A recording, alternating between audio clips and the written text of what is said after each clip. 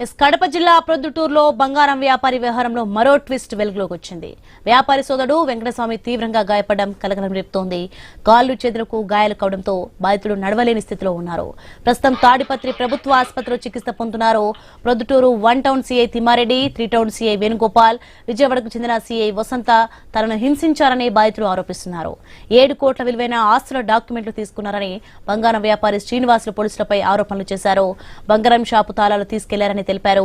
ఈ ఘటనపై MLA Varadarajula Reddy serious అయ్యారు. బాధితులకు అండగా ఉంటామని హామీ ఇచ్చారు.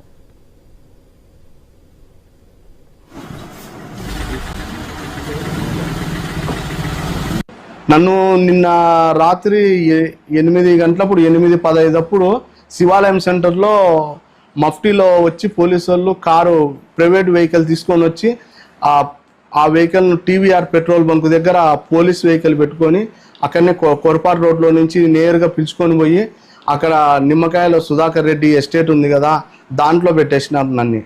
నన్ను ఒక రూమ్లో పెట్టేసినారు, అతన్ని ఒక రూమ్లో పెట్టేసినారు.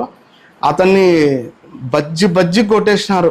కుక్కను మా బ్రదర్ని కొట్టేసినారు. అతను ఇంకా దెబ్బలు తింటా అంటే ఇంకా తట్టుకోలేక నేను ఏం చేయాలో నాకు అర్థం కాక అతని పిలిచి చెప్పిన, ఒరే బాకీలు ఉంటే ఏదో చెప్పురా, వాళ్ళకి ఏదో సెటిల్మెంట్ చేసుకోరా నాయన అని చెప్పి వాడిని బంగపోయి చెప్పిన.